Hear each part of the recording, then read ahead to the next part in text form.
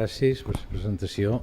Jo estic molt content que m'hagin convidat a venir a Palma cada vegada que me conviden venc, perquè en fi, som un convidat molt fàcil.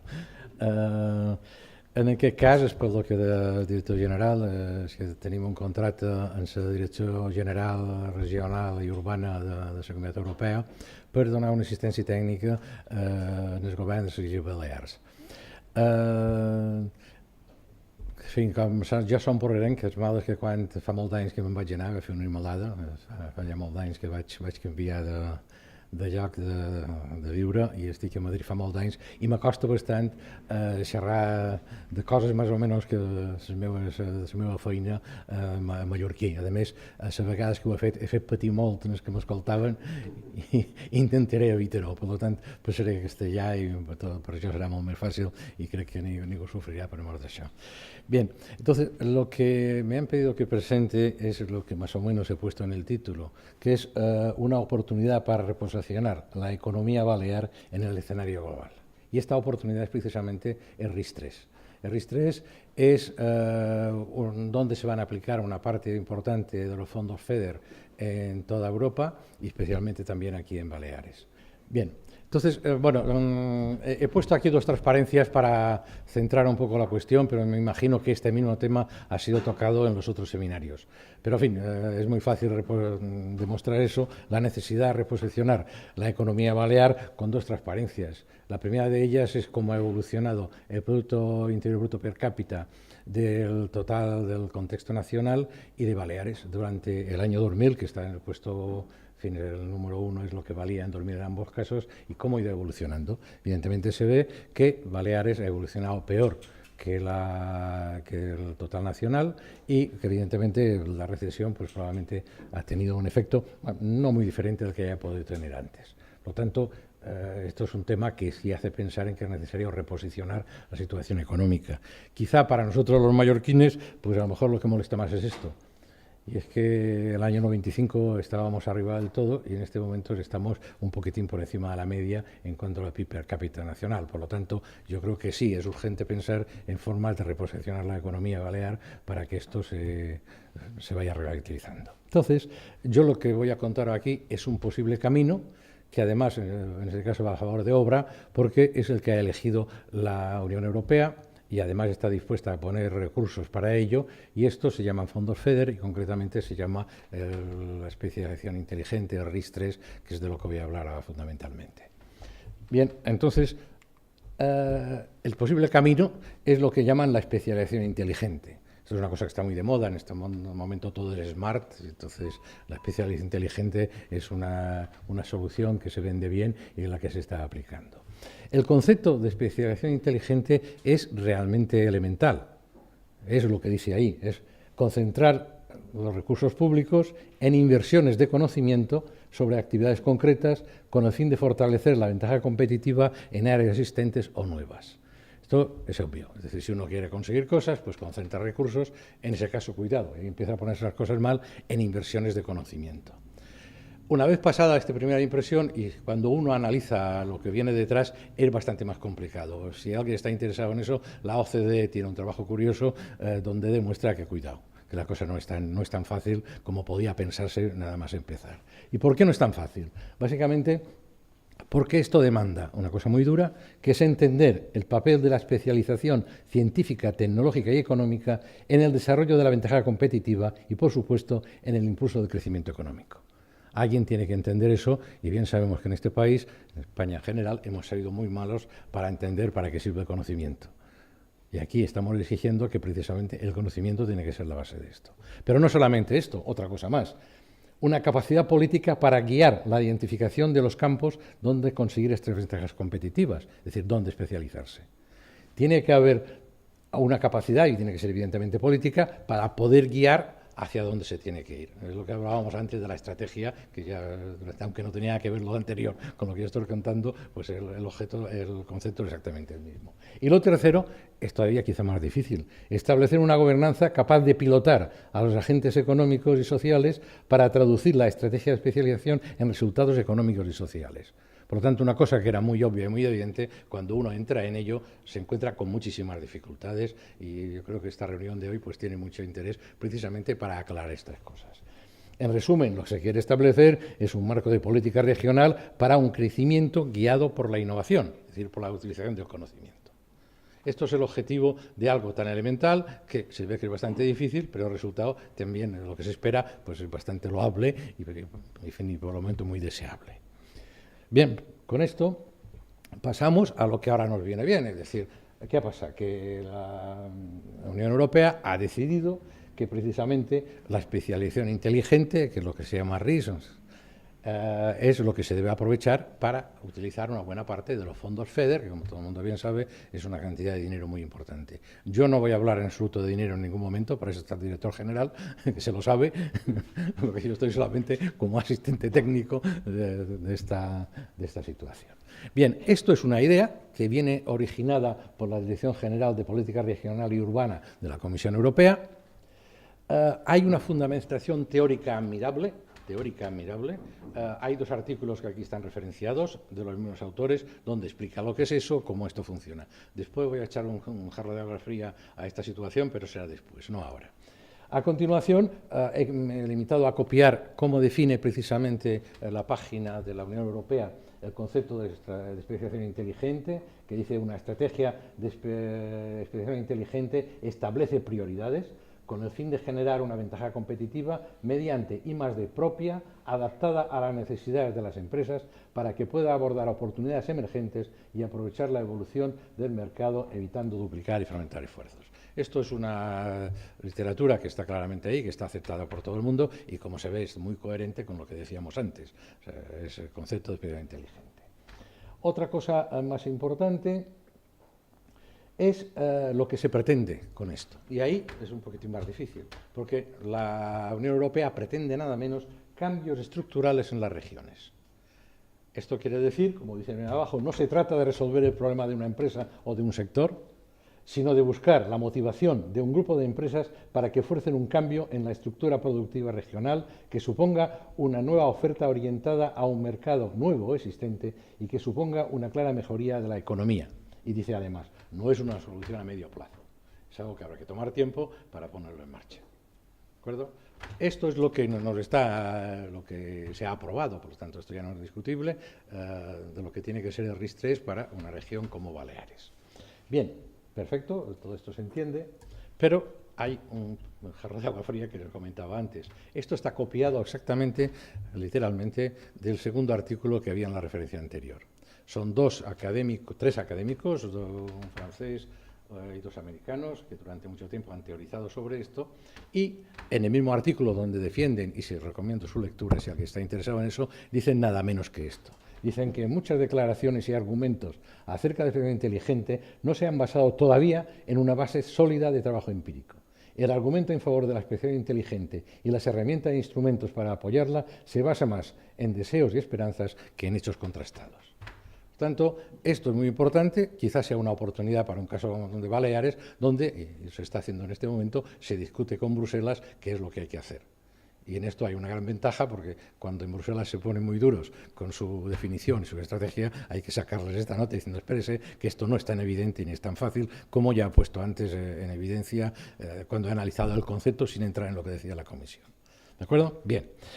Con esto entonces ya podemos empezar a lo que nos dice la Comisión en cuanto a condiciones ex ante, porque los fondos FEDER en este caso, una parte que va precisamente a lo que se llama RIS-3, están condicionados por una serie de requisitos que impone la Comisión y que tienen que cumplirse, y en este momento me consta que Baleares está a punto de cumplirlos, por lo tanto esto se podrá poner en marcha más o menos pronto. Es verdad que ha habido dificultades aquí y en muchísimas otras regiones europeas, no ha sido solamente algo de aquí de España, que también, pero no ha sido algo excepcional. ¿Qué piden? Pues ahí viene el primer problema, dicen tener una estrategia de especialización para poderla poner en marcha, que esté basada en una cosa que se llama el proceso de descubrimiento emprendedor, que ahora voy a hablar también de ello. Es un concepto también maravilloso, pero también lleno de dificultades que hay que entender, y yo creo que en el caso de Baleares probablemente es, por una parte yo creo que es más fácil entenderlo, a lo mejor menos, no tan fácil aceptarlo, pero yo creo que es posible poner en marcha, y desde luego de lo poco que voy a hablar de las experiencias que hemos hecho aquí es que tenemos unas perspectivas muy positivas, porque hemos encontrado una estructura empresarial muy deseosa de empezar por este camino. Con lo cual, creo que esto será fácil. Conseguir este consenso, por lo menos por el lado empresarial, creo que podrá ser fácil. Es más complicado porque, además, como dice a continuación, nada menos dice que hay que establecer una gobernanza en la que participen las 4 hélices. Lo de las 4 hélices, los que no estén metidos en este negocio quizá les suene raro, pero en fin, esto es en el fondo es una tontería, porque curiosamente, aunque no se lo crean, los consejos sociales de las universidades inventaron, cuando la ley de reforma universitaria, lo que eran las 4 hélices. En todos los consejos sociales hay lo que dice aquí, hay empresas, gobierno, sector conocimiento y sociedad civil. Por lo tanto, no es nada complicado. Lo que pasa que antes, los que nos dedicábamos a eso, por una idea de un sueco, hablábamos de las 3 hélices. Y de las 3 hélices venían de las 2 hélices del ADN, que se vendía muy bien, pura propaganda, vamos. O sea, no tenía ningún sentido. Y ahora hemos ido a hélices y ya estamos hablando de esto. Pero cuidado, dice que esto tiene que ser una gobernanza donde todos hablen. Se ha hablado antes de esto y seguramente esto lo habrán aprendido de los de urbanismo, que son mucho más viejos que los que hacen políticas de innovación, ¿no? Por tanto, es importante este consenso. Tienen que demostrar que hay una gobernanza que funciona. Y por tercero, asumir un conjunto de indicadores, y es que es un pequeño lío, porque, en fin, normalmente si Bruselas sabe hacer algo es complicar algo las cosas, y dice que los indicadores tienen que ser nada menos de tres tipos. Tienen que ser lo que llaman indicadores de contexto, es decir, de cómo está toda la sociedad, en ese caso relacionada con lo que estamos hablando, unos indicadores de posibles resultados, que hasta aquí todo va bien, y después hay unos terceros indicadores que llaman ellos o bien de realización o bien de productividad. ¿Qué quiere decir? Dar un indicador de cómo funciona todas y cada una de aquellas cosas que se quieren emprender. Y claro, como esto obliga a abrir un camino muy amplio, pues salen tropecientos indicadores, con lo cual pues, son muy difíciles de definir y todavía serán más difíciles de seguir, porque si algo hay que tener en cuenta es que las políticas de innovación aquí y en todo el mundo se han hecho siempre no pensando en los costes de gestión. La Comisión Europea, cuando yo era joven, se descubrieron eso y entonces decidieron, y fue aquí una revolución, que por lo menos el 7% de los fondos tenían que dedicarse a gestión, con gran revuelo de los investigadores que pensaban que el 100% tiene que ser para ellos. Sin embargo, las muestras de gestión son francamente importantes, y aquí no va a ser tampoco una novedad. Va a aparecer también este problema, como veremos dentro de nada. Bien. Hablemos ahora de este otro gran concepto, que es el proceso de descubrimiento emprendedor. Que esto sí que es verdad que es nuevo desde el punto de vista de las políticas de innovación. Esto es una verdadera aportación. Que a esto lo he puesto en inglés ahí porque se puede traducir como uno quiera. Nosotros lo hemos traducido aquí con el proceso de descubrimiento emprendedor. Pero se podía utilizar el proceso de descubrimiento empresarial. Después ustedes mismos serán una idea de lo que les gusta más, si sea emprendedor o empresarial, que puede haber diferencias. Tiene el concepto emprendedor, quiere decir que no solamente tienen que ser las empresas, pueden ser otros que tengan intereses que tengan que ver con las empresas. Pero en fin, esto yo casi prefiero, después de todo esto, si tenemos una discusión, poderlo hablar, pero en fin, la idea es la misma. ¿Qué es eso del proceso de descubrimiento emprendedor que se llama el PDI? Pues se trata de un proceso de aprendizaje para descubrir los campos de investigación e innovación en el que una región puede aspirar a sobresalir. Esto está claro, pero dice ¿de quién? En este proceso de aprendizaje las empresas deben desempeñar papeles principales en el descubrimiento de áreas prometedoras de la futura especialización. ¿Por qué? Porque son ellas las que lo van a sufrir. Ellas serán las que tendrán que adaptarse a lo que digan los que tomen decisiones, y por lo tanto, si ellos saben que lo que se dice no lo pueden aceptar, no podrán tener las consecuencias y la gobernanza no funcionará. Esto es una cosa muy importante, y esto es nuevo porque normalmente en las políticas las políticas tradicionales de I+D y después se le añadió innovación, normalmente se partía más que nada de los intereses de lo que ahora llamamos la oferta de tecnología, no de la demanda. En este momento se dice claramente que son las empresas los entes fundamentales, pero también es verdad que las empresas, por ellas mismas, no tienen ni la posibilidad de generar o asimilar nuevo conocimiento, ni acceso tampoco a relaciones que les permitan facilitar este proceso. Y en este caso lo que dice al final es que el PDE es evidentemente algo donde las empresas son fundamentales, pero si en este proceso no intervienen los que generan conocimiento, los que tienen capacidad de financiación y los que tienen capacidad política, no funciona. Por lo tanto, si bien es verdad que en el PDE lo fundamental, los que tienen que dirigir el proceso son las necesidades empresariales, no se excluye nada de los habituales de la famosa cuádruple hélice que estábamos hablando antes. ¿De acuerdo? Por lo tanto, esto quizá da más problemas porque cuando uno habla de gobernanza tiene que hablar quién es el que manda en cada momento, y al tener una gobernanza de esta manera, pues probablemente el que va a dirigir el proceso unas veces tendrán que ser las empresas porque son las que lo necesitan, las que saben lo que pueden hacer, pero evidentemente en algún momento tendrán que decidir otros también, lo cual da una complicación más a la gobernanza que les comentaba antes. Bien, más cosas todavía con esto. ¿Por qué se hace tanto énfasis en las empresas? Aquí hay algo que yo creo que es muy sensato. Dice, supone que el conocimiento emprendedor implica mucho más que el conocimiento sobre ciencia y técnica, porque combina las necesidades de mercado, sabe cuáles son las situaciones de los clientes, las situaciones de los competidores, y por lo tanto son ellos realmente que aportan no solamente ciencia y tecnología, sino también pues, situaciones de negocio. Y fundamentalmente los procesos de descubrimiento empresarial se montan siempre no desde necesidades tecnológicas, sino desde oportunidades de negocio que detectan las empresas. Y sobre eso es donde se monta todo el proceso de descubrimiento empresarial. Nosotros, cuando hacemos encuestas de este tipo, no preguntamos nunca a las empresas qué tecnologías necesitan. Lo que les preguntamos es cuáles son posibles negocios que a usted le interesaría emprender o mejoras. En ese caso, pues sí que tenemos ya una aportación del conocimiento emprendedor que llamáis, que muchas veces tendrá que ser ayudado por el conocimiento científico y tecnológico, pues esto es inevitable, y por supuesto un conocimiento financiero clarísimo. Ahora, ¿esto qué pasa? Que el empresario que presenta esta gran idea, este gran negocio, normalmente no se va a aprovechar de todas las ventajas que supone. Aquí necesariamente hay un desbordamiento de oportunidades y eso hace menos efectivo y menos atractivo precisamente el que la empresa quiera descubrir y compartir esta gran idea de negocio. Esto es gravísimo, porque sobre todo cuando se habla de pequeñas empresas, pues las ganas que tienen de comentar y de comunicar sus ideas son bastante escasas, como sabemos bien todos.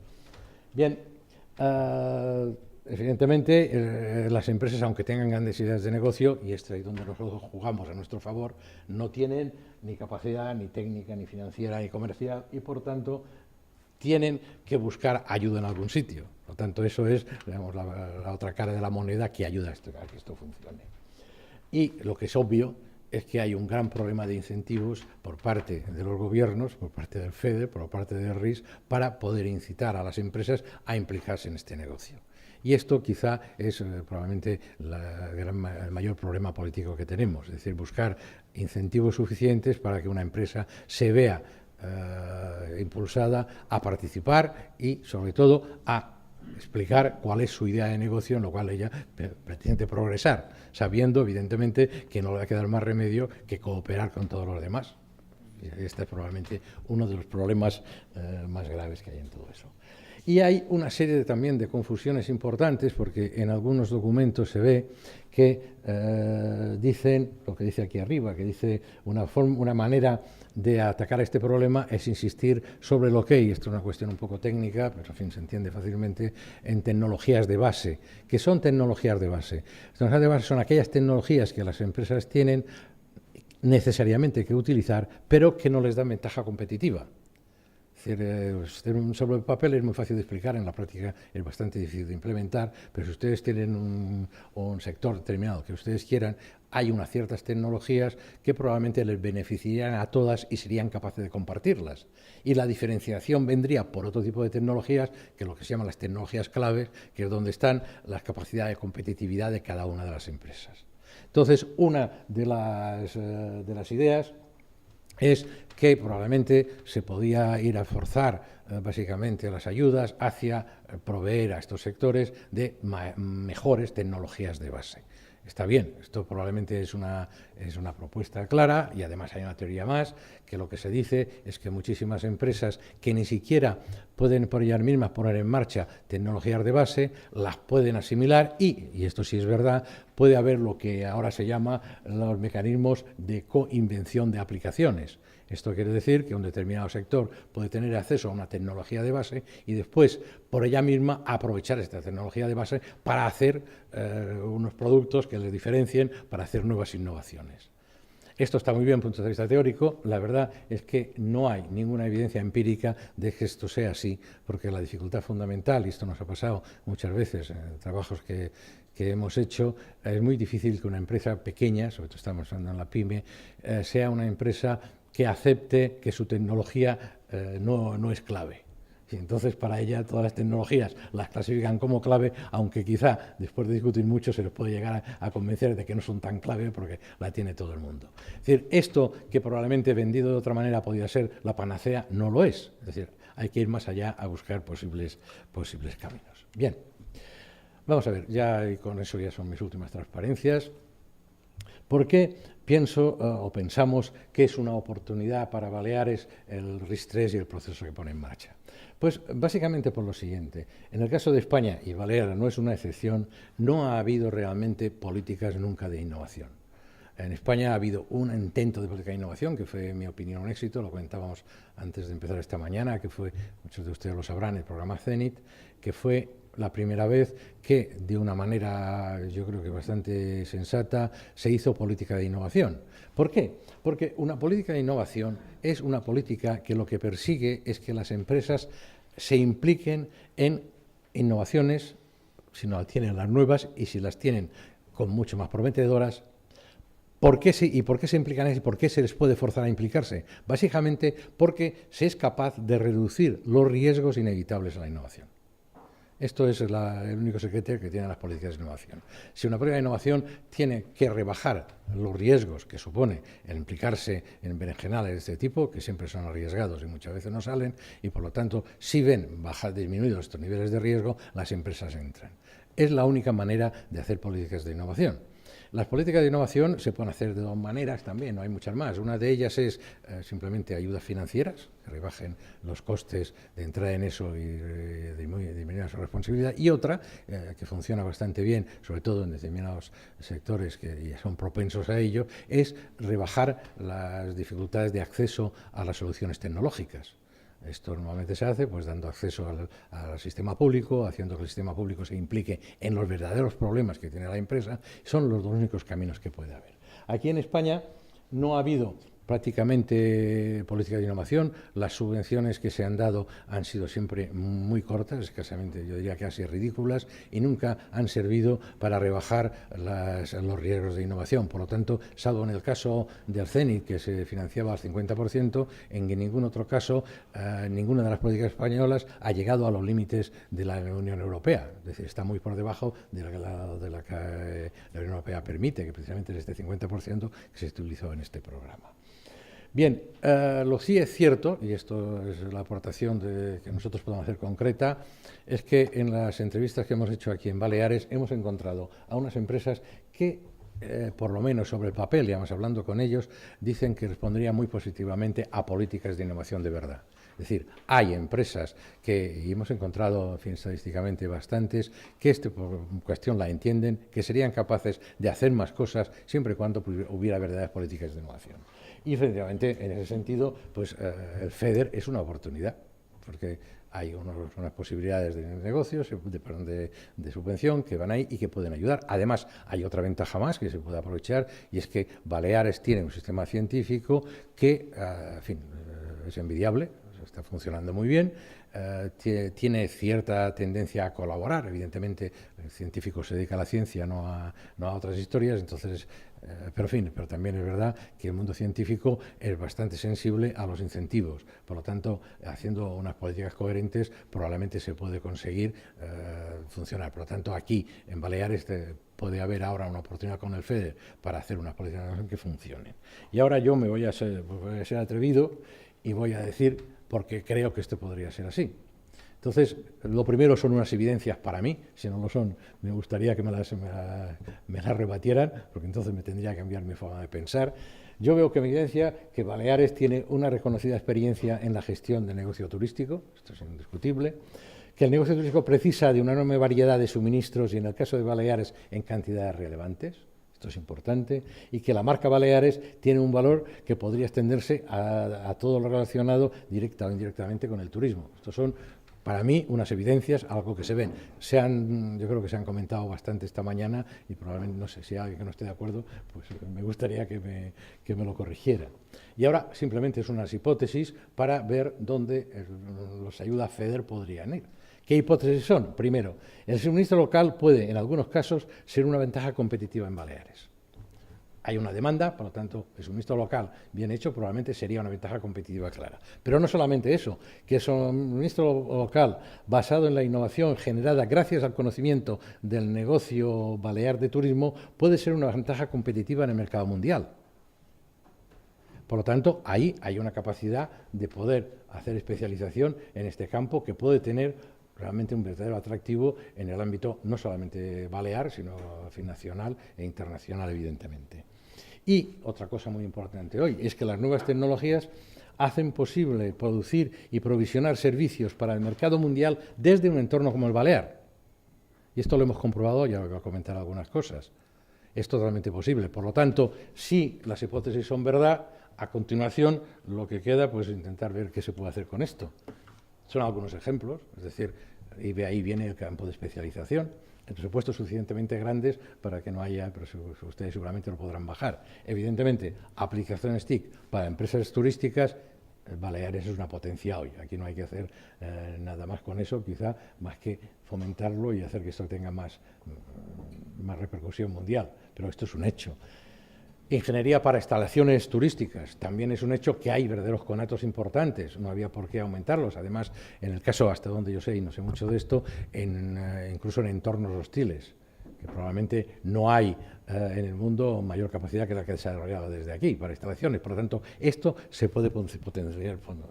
Después, hay otra cosa muy interesante que hemos descubierto, que es algo que ustedes seguro que ahora está muy de moda, que es la fabricación 4.0.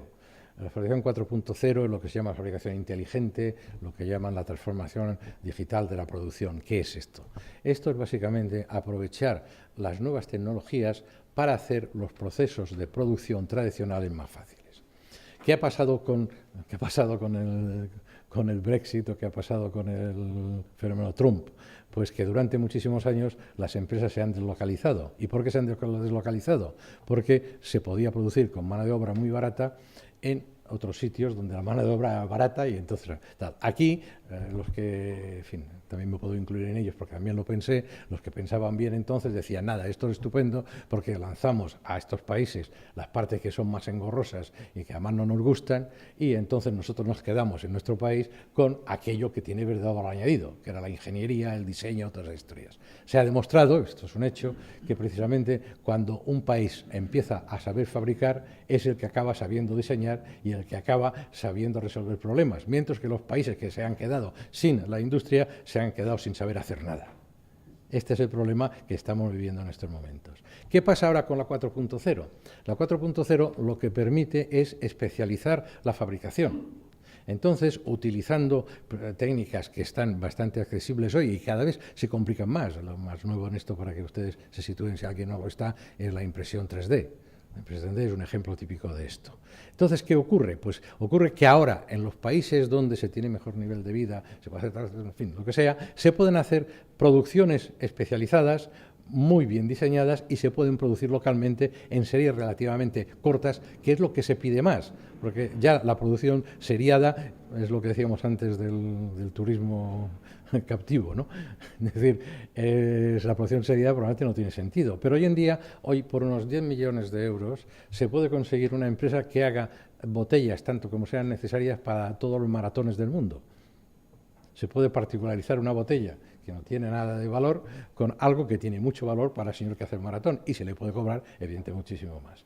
Hemos descubierto que en Baleares hay empresas que quizás sin saberlo o sabiéndolo hacen 4.0. ¿Para qué? Para aplicaciones concretas, sobre todo para el sector turístico. Porque pueden hacer aquel deseo que tiene un determinado cliente a un precio totalmente accesible y al parecer no lo hacen solamente para Baleares, lo hacen para todo el mundo. Porque el arquitecto que se le ocurrió aquella idea, pues también la quiere reproducir en otros sitios. Por lo tanto, hay muchas posibilidades para, desde aquí, si se apoya, y no son costes excesivos, se necesita simplemente pues, ingeniería y conocer el negocio, que aquí se conoce el negocio turístico perfectamente bien, que es donde salen estas oportunidades. La alimentación balear, yo creo que es un hecho, se ve en el aeropuerto todos los días, el turismo de bienestar y calidad, pues eso está muy bien definido por los expertos y seguro que hay infinitas otras posibilidades para poder hacer eso. Ahora, ¿qué pasa? Que son los empresarios baleares los que deberían identificar las oportunidades, quizá mediante los procesos de PDE que ahora se van a poner en marcha. Entonces, vuelvo al principio, creo que el FEDER y concretamente el RIS3 es una oportunidad para reposicionar la economía balear en estos momentos, yendo más allá probablemente y manteniendo lo que en mi opinión será insustituible, que es el turismo como la gran base económica de estas islas, evidentemente. Y con esto acabo. Muchísimas gracias.